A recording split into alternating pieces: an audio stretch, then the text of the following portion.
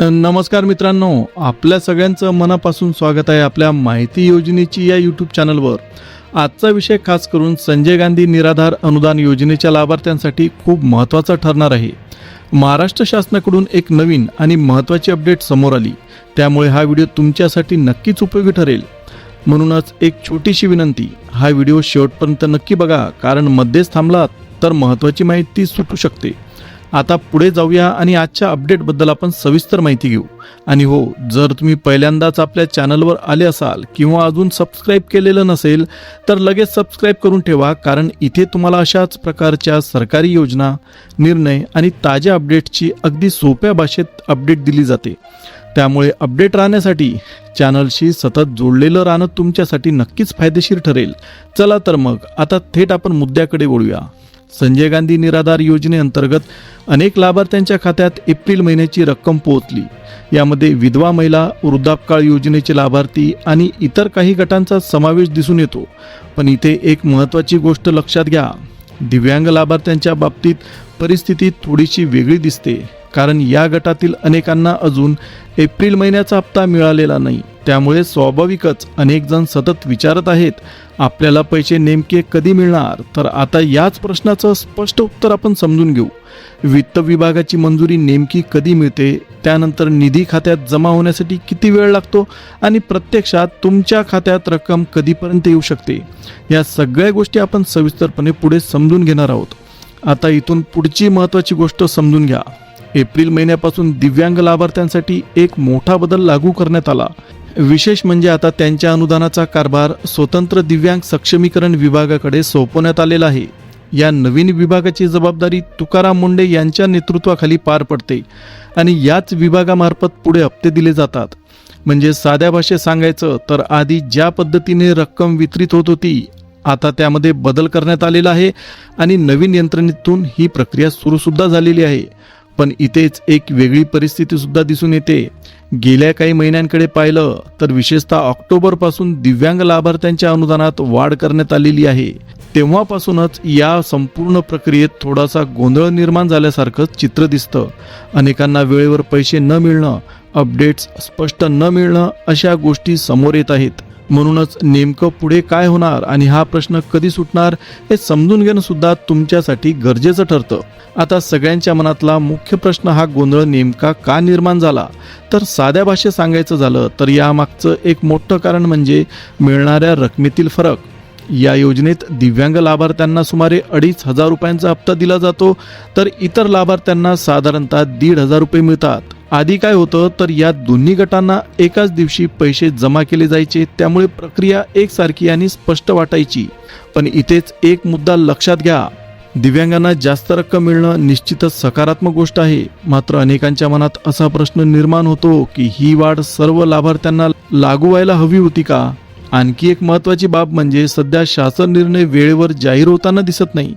थेट पोर्टलवर तारीख दिसते आणि काही खात्यांमध्ये पैसे जमा होतात।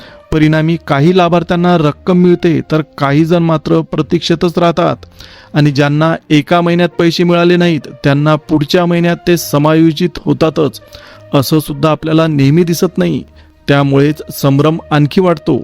आता इथे एक महत्त्वाचा प्रश्न पुढे येतो, जे पैसे काही लाभार्थ्यांना मिळत नाहीत ते नेमके कुठे जातात? कारण असं दिसतं की ज्या वेळेपासून दिव्यांग लाभार्थ्यांसाठी सुमारे 2,500 रुपयांचा हप्ता सुरू झाला, तेव्हापासूनच या योजनेमध्ये गोंधळ अधिक वाढलेला दिसत आहे। त्यामुळे अनेक ठिकाणी अशी मागणी सुद्धा जोर धरते की ही वाढ फक्त एका गटापुरती मर्यादित न ठेवता इतर लाभार्थ्यांना सुद्धा समान रक्कम मिळायला हवी। ही मागणी अनेकांना योग्यही वाटते, पण सध्या आपण लक्ष केंद्रित करतो ते एप्रिल महिन्याच्या हप्त्यावर, कारण इतर लाभार्थ्यांच्या खात्यात पैसे पोहोचायला सुरुवात झाली। साधारणतः 9 तारखेच्या सुमारास पोर्टलवर अपडेट दिसू लागलं आणि त्यानंतर वितरणाची प्रक्रिया सुद्धा सुरू झाली। मात्र दिव्यांग लाभार्थ्यांच्या बाबतीत अजूनही तोच प्रश्न कायम, त्यांचा हप्ता अजून जमा झालेला दिसत नाही। त्यातच पोर्टल काही ठराविक कालावधीतच सक्रिय राहतं, त्यामुळे अनेकांना वेळेत माहिती सुद्धा मिळत नाही आणि संभ्रम अधिक वाढतो। यानंतर वितरणाची प्रक्रिया पुढे सरकली आणि इतर लाभार्थ्यांच्या खात्यात साधारणतः 1,500 रुपयांचा हप्ता जमा होऊ लागला। पण दिव्यांग बांधवांच्या बाबतीत चित्र वेगळंच दिसतं। त्यांना मिळणारी सुमारे 2,500 रुपयांची रक्कम अजूनही खात्यात आलेली नाही. त्यामुळे अनेकांच्या मनात संभ्रम आणि चिंता दोन्ही वाढताना दिसतात. आपल्याला पैसे मिळणार तरी का? यात आणखी काही महत्त्वाचे मुद्दे समोर येतात. आता उदाहरण द्यायचं झालं तर तात्पुरतं प्रमाणपत्र असलेले दिव्यांग लाभार्थी, नोंदणीकृत लाभार्थी किंवा ज्यांना दिव्यांग सहाय्यक पोर्टलवर नोंदणी करताना अडचणी येत आहेत, या सगळ्यांच्या मनात एकच प्रश्न आहे की त्यांचा हप्ता अडकणार तर नाही ना? पण या सगळ्या परिस्थितीत एक महत्त्वाची माहिती समोर येते. एप्रिल महिन्याचा हप्ता दिव्यांग लाभार्थ्यांपर्यंत पोहोचवण्यासाठी नव्याने तयार झालेल्या दिव्यांग सक्षमीकरण विभागामार्फत निधीला मंजुरी मिळणं आवश्यक ठरतं. म्हणजेच पुढची प्रक्रिया सुरू होण्यासाठी ही मंजुरी हा एक महत्त्वाचा टप्पा ठरतो. आता सध्याची परिस्थिती नेमकी काय आहे ते स्पष्ट करून घेऊया. दिव्यांग लाभार्थ्यांना हप्ता देण्यासाठी जो निधी आवश्यक असतो तो अजून वित्त विभागाकडून मंजूर झालेला नाही आणि याच कारणामुळे एप्रिल महिन्याचे पैसे अजूनही खात्यामध्ये जमा झालेले दिसत नाहीत. सरकारी प्रक्रियेत एक ठरलेला क्रम असतो. आधी निधीला मंजुरी मिळते, त्यानंतरच पुढची वितरणाची प्रक्रिया सुरू होते.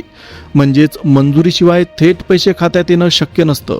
सध्या जी माहिती समोर येते त्यानुसार दिव्यांग सक्षमीकरण विभागाकडून एप्रिल महिन्याच्या हप्त्यासाठी निधीची मंजुरी अजून प्रलंबित आहे. त्यामुळेच वितरण थांबलेलं दिसतं. आता पुढे काय होणार? तर ज्या क्षणी वित्त विभागाकडून या निधीला हिरवा कंदील मिळेल त्यानंतरच प्रक्रिया गती घेईल आणि दिव्यांग लाभार्थ्यांच्या खात्यात रक्कम जमा होऊ लागेल. म्हणजेच सगळं आता या मंजुरीवर अवलंबून आहे. आता सगळ्यांच्या मनातला शेवटचा प्रश्न की ही प्रक्रिया नेमकी कधी पूर्ण होणार? तर सध्या मिळालेल्या माहितीनुसार येत्या काही दिवसात म्हणजे साधारणतः 1 आठवड्याच्या आत हा प्रश्न मार्गी लागण्याची शक्यता व्यक्त केली जाते. कारण इतर सर्व लाभार्थ्यांना पैसे मिळालेले असताना दिव्यांग बांधवांना अजूनही प्रतीक्षा करावी लागणं योग्य दिसत नाही. त्यामुळेच लवकरच निर्णय होणं अपेक्षित ठरतं. जसं या प्रक्रियेला गती मिळेल किंवा या संदर्भात काही नवीन अपडेट्स समोर येतील तसं ते लगेच तुमच्यापर्यंत पोहोचवण्याचा आम्ही प्रयत्न करू. त्यामुळे जर अजूनही तुम्ही चॅनलला सबस्क्राईब केलेलं नसेल तर आत्ता सबस्क्राईब करून ठेवा. म्हणजे अशा महत्त्वाच्या माहितीपासून तुम्ही दूर राहणार नाही.